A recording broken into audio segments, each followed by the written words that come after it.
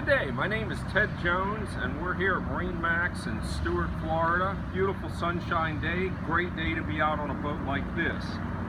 175 Scout, Sportfish. What an awesome boat. Bow cushion for resting, laying out and enjoying. The cushion's removable for fishing. The boat has an option for trolling motor. Big comfortable cooler seat here on the front that is removable, so you can get your drinks and food and everything prepped in the house before you go. As we work back, very comfortable and easy to drive from this console. It's equipped with a Yamaha 90 horse, Yamaha controls, Yamaha gauges, nice storage compartment in here.